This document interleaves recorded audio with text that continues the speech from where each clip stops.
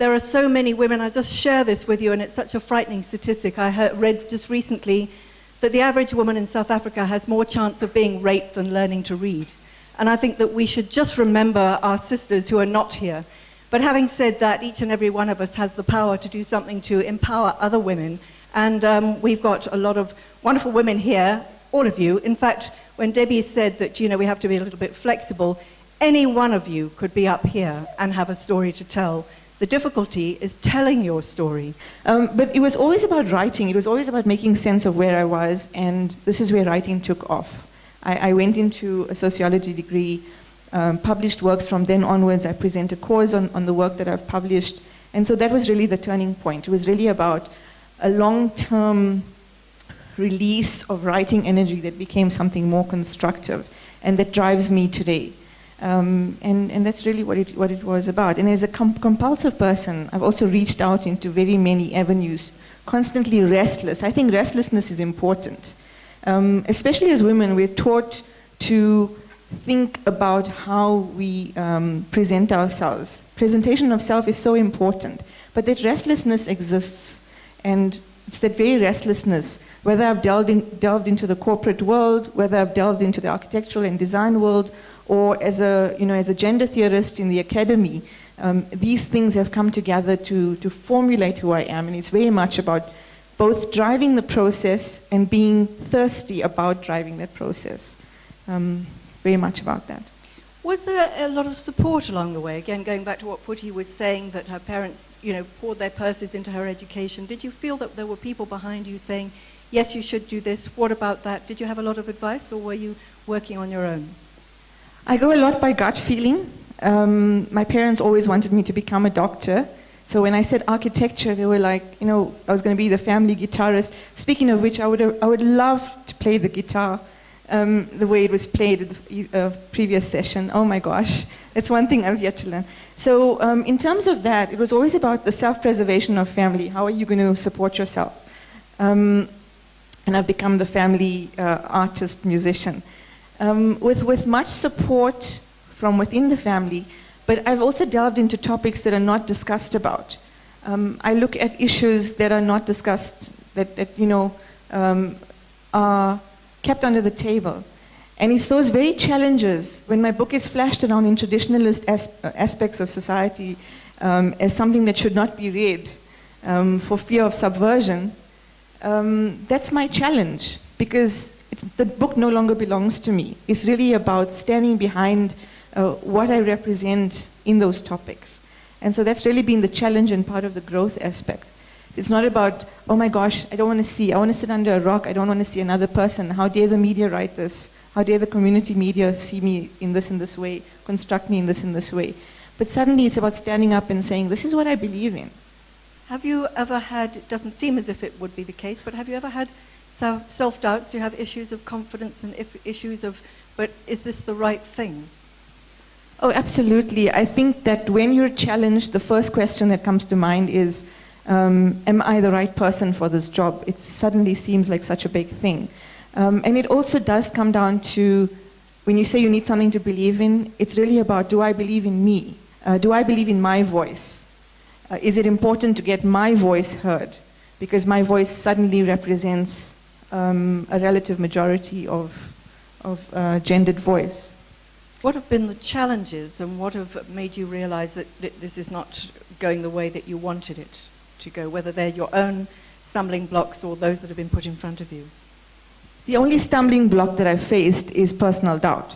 And I still, sometimes it's still, you still sort of come across these hurdles in your path where you sit back and think, I really believe in the path that I've set out, but there's still something there. And something that Stacey said in a conversation a few minutes ago is, self-awareness is very, very important in order to be self-worthy. And so the constant reflective process is important. Every day, even if you clinch a deal and you cross the threshold of your home and you get home and you sit down tired because you've had to work twice as hard to get the deal, you're sitting back and taking it personally when in fact we don't easily celebrate our successes as women. And that's important. Self-acknowledgement is important. And I'm not going on an egotistical diatribe. I'm saying acknowledge the little successes that you make along the way. Acknowledge those successes and then move ahead. Women are nurturers. Women have the creative potential. But women fall short on self-acknowledgement. Just to yourself, sit down and say, I did this today. Okay, turning point for you. You started as a trainee manager at McDonald's. Before that, what did you have in mind when you were a kid? What did you have in mind that you wanted to be? Ironically, at the age of about 5, I was having a conversation with one of my primary teachers, and the request was, so if you had, who would you want to be if you're in the future? And I said, an air hostess on SAA, which was quite funny. But what I didn't realize is that from a very early age, I connected with serving others. The second trigger point for me was having a conversation with a secondary educator, and he said to me, it's you in Standard 8, you need to start thinking about your future. What is the career that you want to pursue? I said to him, I've never thought about what my career would be. I have had conversations with my parents, and coming from a very poor environment, it was quite clear that it was important for my family to need me to actually complete matric, but then to find employment. So being a resource of income for the family was my family's expectation for me. So that was really the first hint of discomfort, where I was in conflict with what was important to my family, because I value family, but at the same time, what could have been important to me. But in the dialogue with the tertiary educator, it was interesting that he said to me, this is the potential that I see in you. And I think the way that you could serve your family better is to pursue your potential and then still ultimately be able to provide a source of income for them. And in that moment of sort of self-doubt, I processed the conversation, and then when he pushed me hard enough, I was actually able to declare to him that actually I want to be a powerful businesswoman. I had no idea what that looked like. I had no idea I was going to get there. I had no tertiary source of income for tertiary education, but he actually walked the path with me up to the point where I was applied and became a student at the University of the Western Cape, to the point where he walked with me to do the administration. And at that point, he said to me, I've taken you to this point, now the journey, you've got to take the journey from here on. Wow, that's really quite a story. I mean, wonderful that you had that sort of support. You wanted to be a powerful businesswoman. Already I'm hearing the word ambition, and we've been told that we're not good at being ambitious. People sort of say, oh, no, but what was the Heidi Howard story? You know, she's Heidi, ooh, she's ambitious.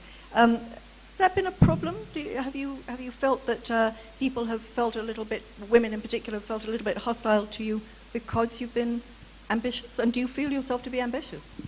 I feel myself to be ambitious, but prior to even joining McDonald's, I worked in 2 other organizations, and what was interesting is it wasn't the women that felt threatened by my ambition in the previous organizations. Interestingly enough for me, which was a very early learning, was the men were more in discomfort about the fact that I was vocal about what I wanted. And I was quite naive, not understanding corporate politics, that if I reflect back, 1993 wasn't necessarily a time where women in the environments that I was exposed to were very vocal about that, especially to males, because all my previous bosses were all male, and currently still are. So, what about role models? I mean, you say that you wanted to be a powerful businesswoman, but you had no idea what that looked like or who that looked like. And when you watch the television, when you read the papers, or even people in your community, were there any people who you thought, that's her, that's where I want to go? I think where my eyes opened to that was really more in the McDonald's environment. So very early in joining the organization, there was the director of operations, Janet Hayes Brown. It was interesting watching her in motion. And at literally within less than a year of being within the organization, I had said to myself, that's who I will be. I'm clear, I can do what she does. Yes, there's the characters are slightly different, but I'm comfortable with who I am, but that's what I'm going after. And it's interesting, I met her 2 months ago, or last month at the convention in the US, and it was interesting just that connection, that the clarity of, I'm here now, and what I had thought was an impossible actually came to life. You're here now, you've sort of arrived, you've got a title, and here you are, and we're listening to what you've got to say. Stumbling blocks for you, either, we were listening to Shafrinaz's personal stumbling blocks, any that are personal, any that are societal, that have been put upon you that keep you back? Not necessarily stumbling blocks, I think to a certain extent challenges. So being a mother and accepting the fact that I cannot remove who I am when I come into the work environment. So understanding that when I come into the work environment, I'm still a wife, I'm still a mother of 4 sons, and I've got a role to play. But when I'm in the work environment, the role I play is the businesswoman. And outside of the working environment or the social environment, I'm a sister, I'm a mother, so I could the roles I play in the different environments can sometimes be in conflict. But I found that even just joining the organization, I was already married. I had a 3-month-old son. So my family environment involved as my career involved. Something that I've heard a couple of times, stumbling blocks for me was self-doubt, so belief in yourself. But the self-doubt was very much driven by the comparison I made with my male counterparts. The male counterparts were not going through all that, weren't analyzing it, I think, to that level. Where for me, I would feel that, if I'm going to be successful, do I need to mimic my male counterparts? So self-doubt was one of them. The other thing was the element of complacency and not wanting to take risk. So for example, I'll give an example in McDonald's, it took them 3 years to negotiate with me to actually just get me to relocate from Cape Town to Johannesburg. And so for me, it was a big risk that I wasn't prepared to take because I wanted to have a safe bet. And the safe bet was the family environment, the structure that existed in Cape Town, I couldn't duplicate in Johannesburg. And I had to evolve from thinking about how I couldn't do it to what I needed to do to be able to do it. And so taking myself out of that comfort zone and almost evolving to a process of what I very often reflect on as being positive discomfort. Because unless I was in positive discomfort, things were not in motion, and I couldn't see myself grow within the organization. Whoa, I'm just thinking about those 4 sons. Did everybody get that? 4 sons and all this too. And having to talk to the 4 sons, and presumably the 4 sons' father, to persuade them that it was a good idea to come to Johannesburg. And I mean, I'm just not loving that conversation. I can imagine that in itself as a challenge. Anne, where are we going to start with you? Because it feels like that you've been doing what you do for so long. You're empowering so many other people. You're placing so many other people. And yet you yourself, if we can prevail upon you to tell us your story. At what point in your life, like Joanne, it was less about getting a career, more about getting a job. Did you have a career in mind from the beginning? I think to answer your question, I'm actually an adopted child. I think I got really lucky and I got adopted into a stunning family of amazing role models in many ways.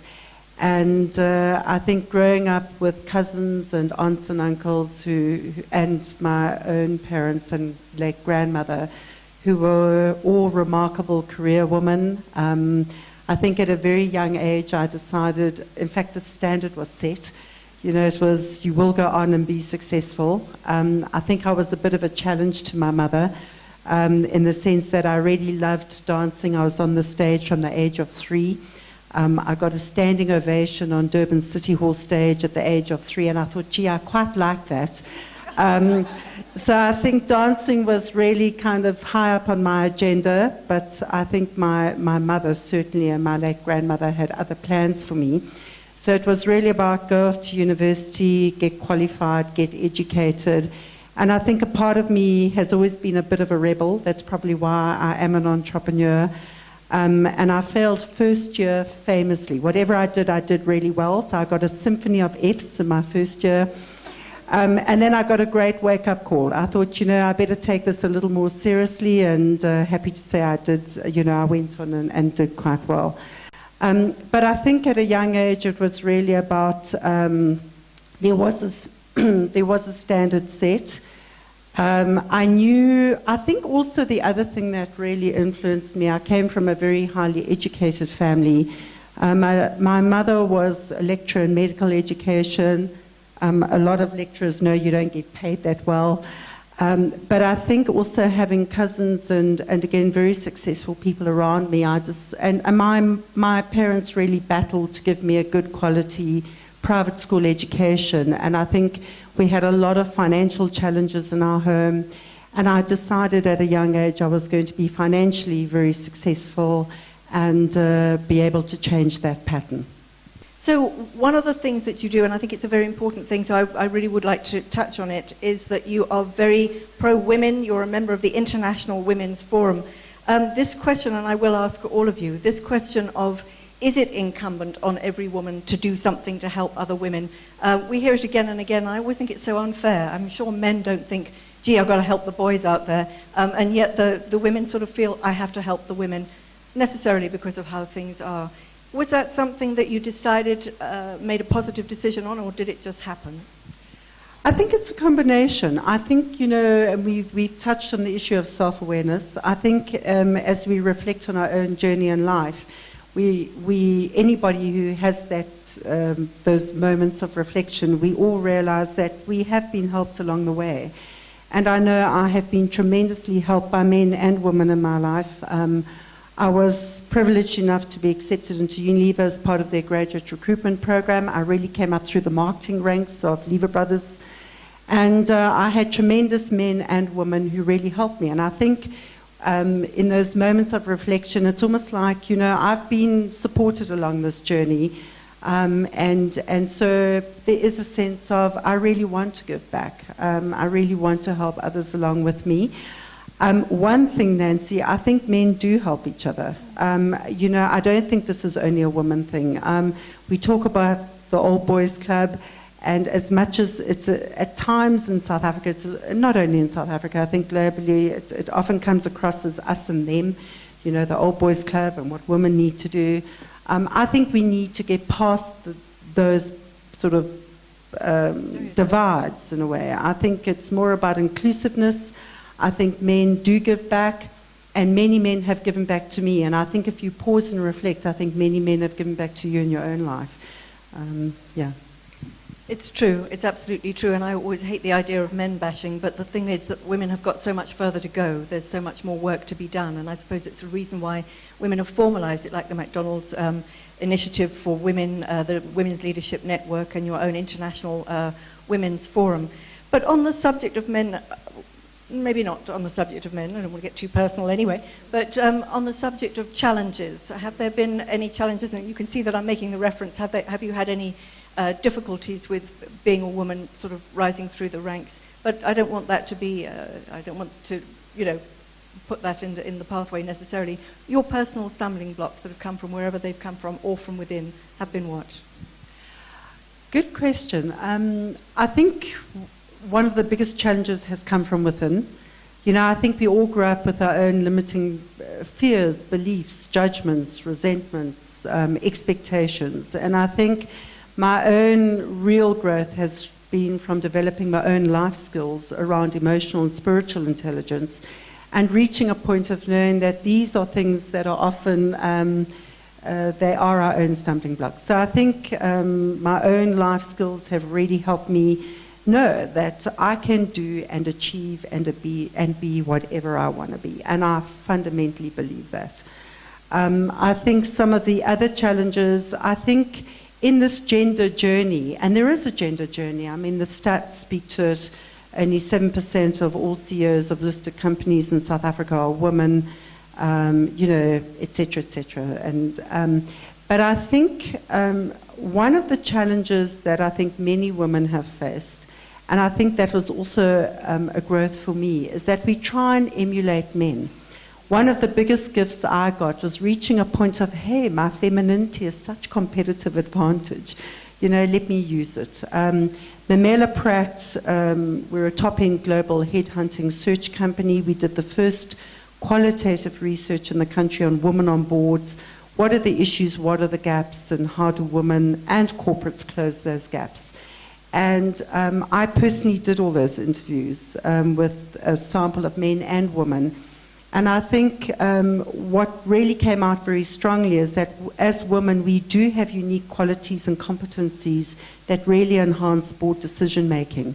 We need to appreciate our femininity, we need to understand what that uniqueness is, and we need to bring that to the fore in a way that we're proud of it. And I think the other caveat is not to say, well, we just bring the soft touch. We need to understand that any boardroom or any business needs hard skills as well. So I think the other thing, which in a way was, I did go back and brush up those sort of commerce degrees and subjects that I'd failed, and really develop my financial literacy. And I think it is about blending the hard and the soft skills. Okay, I want to come back to this thing about women. Shafinaz, for you, women are very much a focus for you. But have you made a conscious decision to do something to help other women in either professionally, on a personal level? Is it something you feel you want to do, have to do, need to do? Absolutely that, because I think that to stay on, on a theoretical level doesn't actually create waves and make changes. And it's also about challenging how many aspects of your life you can actually get fully involved in. So on the one hand, I've set up a publishing company that publishes women's voices. This was set up in 2009, and it actually sets out, on the one hand, workshops that get women writing, get women telling their stories, the idea of carrying those stories forward and putting them into a validation vehicle in the form of published works. These works are obviously distributed around the world. And the other thing is, 4 years ago, I got involved in a project management of setting up structures around the country that actually develop rural women.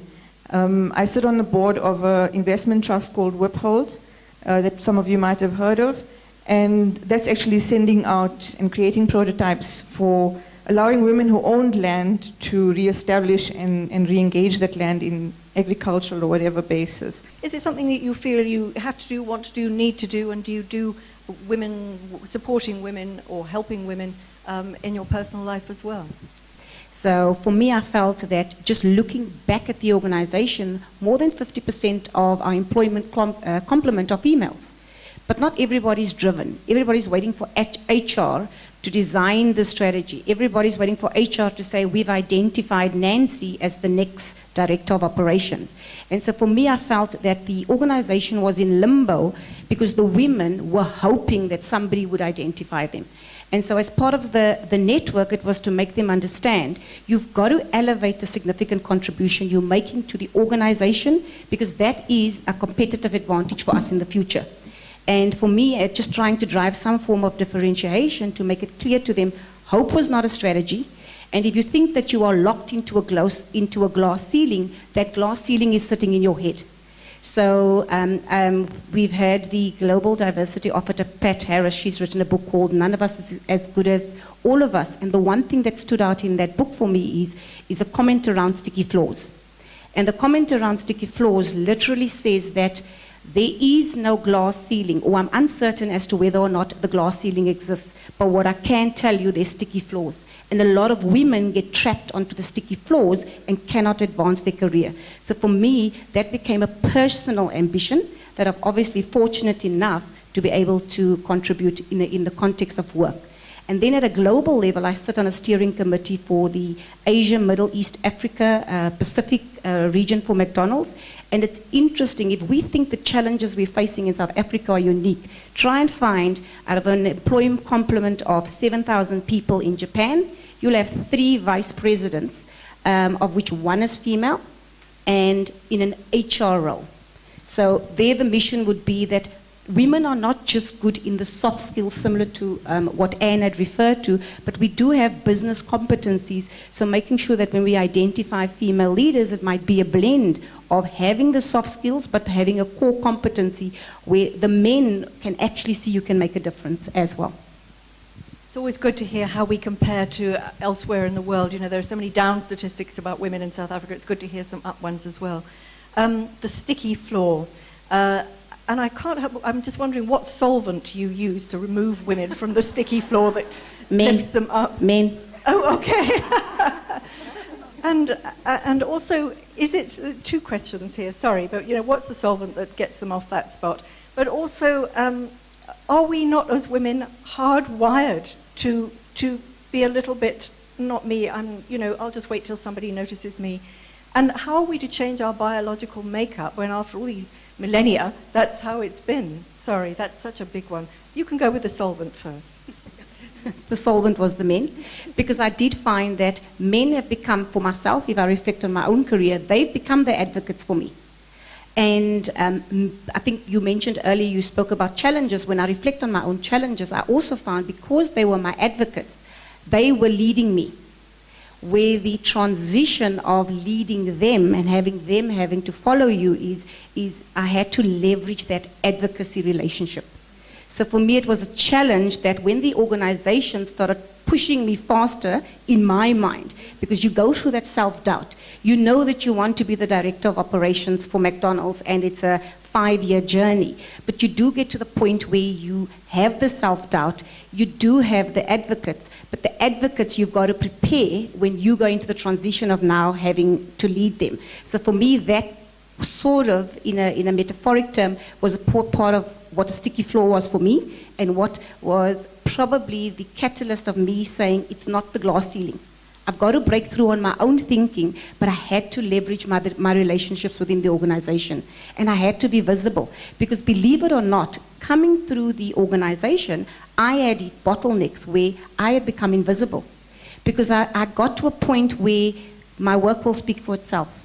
And I realized that your business result is not good enough. It is the chat between the lift and the coffee, because I couldn't walk into the men's room. I thought of it, but I didn't walk into the men's room.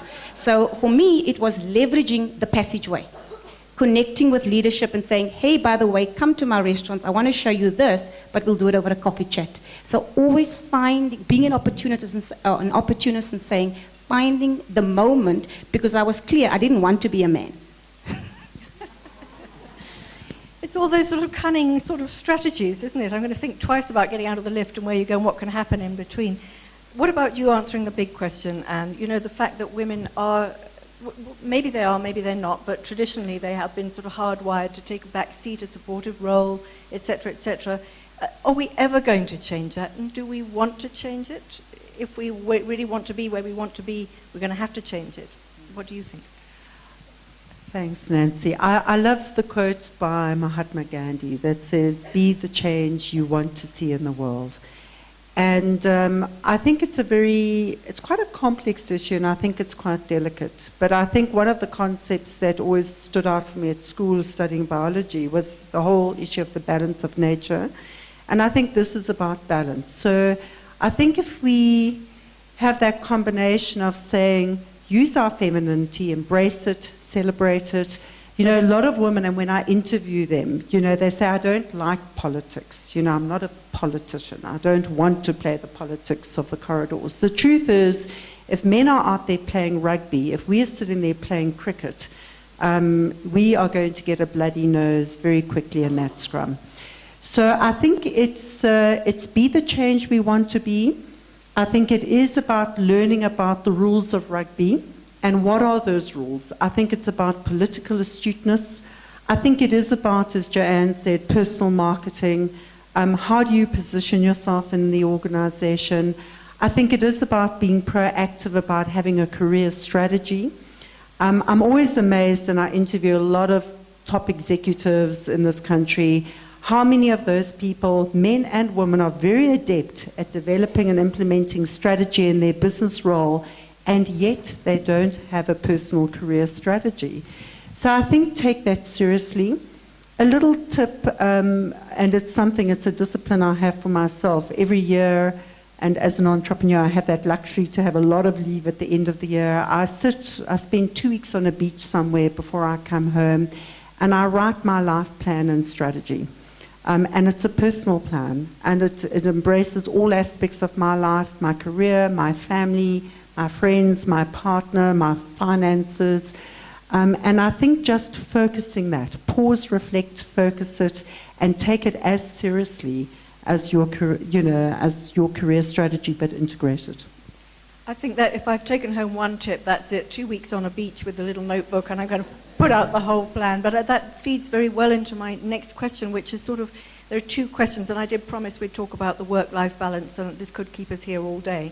But there are two parts of the question. One is the work-home balance, which is how do you handle looking after the family and how do you handle work. But the other side is how do you handle all the aspects of you? Say that it was just you, the guitar, the painting, the drawing, or spiritual self, all those things. So, Shafinaz, let's start with you. Let's start with the work-home bit first. How do you cope with that? Are you coping with it? And have you consciously coped with it? Do you have a plan? I don't have children, so work-home is rather individualistic, but the constant family challenges that might require your energy or your time. And it really is about setting those boundaries for yourself, me time, whether it's about productive me time or just sort of letting go time.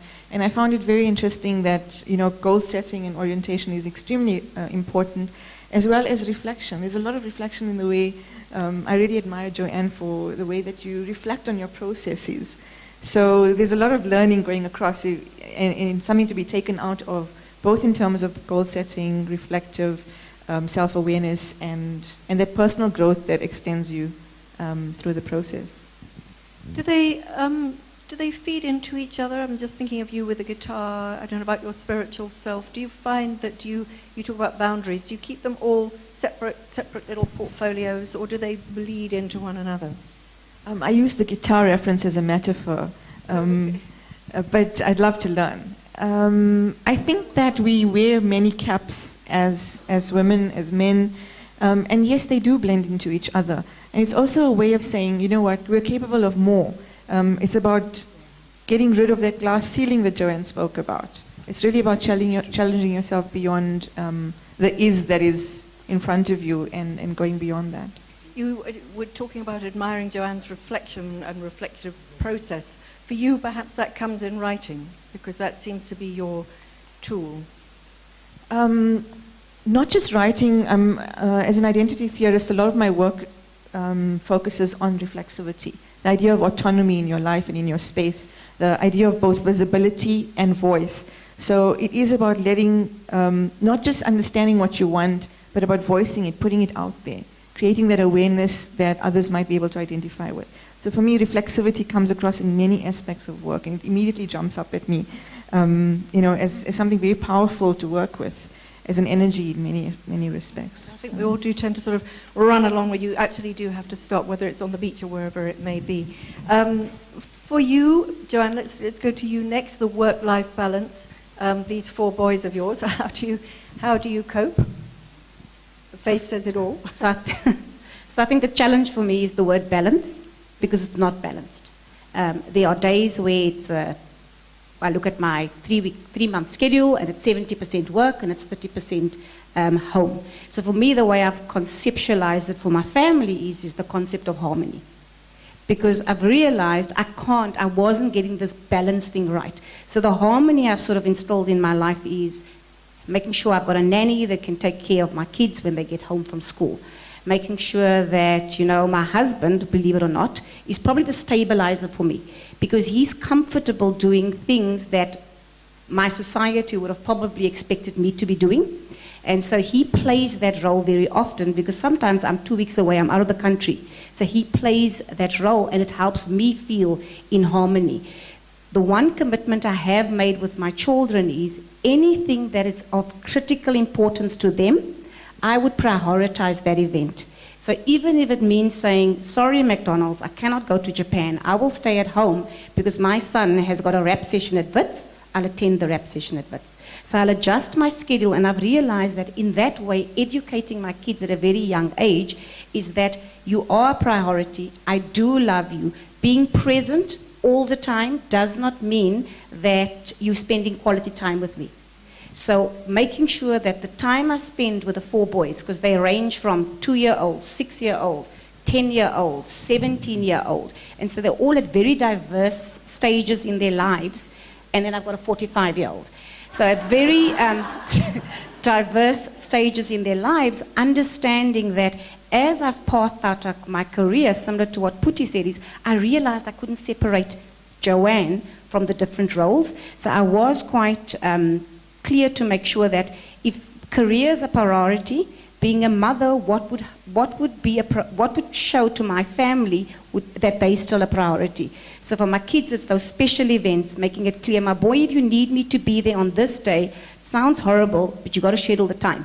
So declare to me. So the first thing they'll do is they'll have notes piled up, on the dining room table. So when I walk in, remember you've got to do this. Mommy, you got to do this. So they start becoming my personal organizer for my personal life. It's soccer on a Saturday, so it's up at 8. You sit on the soccer field. I go through those events with them to show that as much as my work is an important attribute, they are equally important in my life. I think the challenge, though, is then saying, balancing the me time, as you said. So selfishly having a PVR and saying, at 4 a.m. I might be watching The Good Wife, for example. Silly things such as telling my husband, today we're leaving the kids with a nanny, we're going to have coffee at maybe in McDonald's because I want to follow up on something else, but having a cup of coffee in a McCafe. So strategic in thinking of, I need to do this because I've got to collect that, but hubby, come on man, I'll treat you. Come to McDonald's. So finding different ways to connect with my husband on a one-on-one, I found brought harmony because it was equally important for him to know that he is, the number one male in the house as well. I just have to share with this Sue Grant Marshall, who I think may be talking at some stage down here. I remember I worked with her many years ago at Fair Lady, and she came to the office once and she said, I'm worried. My 4-year-old said, Mummy, can we have a meeting? And I think it is something that one has to sort of, keep a bit of a balance there. I'm not going to even ask you about the me time because it sounds like, aside from having the odd cup of coffee, there's not a whole lot of me time, but maybe a little bit when the soccer's finished. What about you, Anne? What about work-life balance? Work-life, home life, work balance, and then the whole Anne balance. How do you get that all together? Yeah, I think, and Joanne alluded to it, I think people often, it's how we frame balance. I think so often we think balance is every day I need to have quality time at the office and quality time at home. I think Joanne's made some wonderful practical suggestions, and I think balance is different. I mean, as an entrepreneur starting off, and if you look at the stats of how many entrepreneurs fail, for the first couple of years, I probably worked 80, 85-hour weeks. But for me, balance was a different thing. I think it's about how do we find ways to reward ourselves and our family and those near and dear in a way that's relevant to them and to ourselves. So my reward was, I've worked like a Trojan horse this entire year, but I'm going to take 6 weeks off at the end of the year when South Africa's on holiday. And I'm going to travel parts of Asia, and that was my reward. So that was my balance. People said, Anne, you don't have a balanced life. I said, I have a great balanced life. I'm doing stuff that's really important to me. And so I think we can frame it differently. I have a suggestion for you, Jan. I think McDonald's should build a wonderful bedroom with all the sexy ambiance. And so when those husbands come in for a coffee, you've got some added advantage there. But I think, playroom for the children. I think it's how we frame balance. I think that shifted for me over time. As my strategy lecturer at business school, Nick Benadal, always used to say, strategy and how we do this is about incremental strategy. And I think what looks like balance at the beginning of an entrepreneurship venture or at the start of a new job, it's always more pressured. I think as that evolves, then there are different ways we can find those important moments to spend quality time with people in our lives and with ourselves. I think regarding ourselves, I think self-awareness comes with that. There are times when I just know, and I have an amazing team of people around me, our head of ops and research. There are days when I say to Colleen, I'm really burnt out. You're not going to hear from me today. Don't call me. I'll call you. And I take the day off. And I give it to my team as well. I can feel when they're there and they need it. And I say, you know what, this is your day. Take your boys to the Spur, do whatever. So I think it's about being creative, innovative, flexible, and I think it's about awareness of when we need to take time out.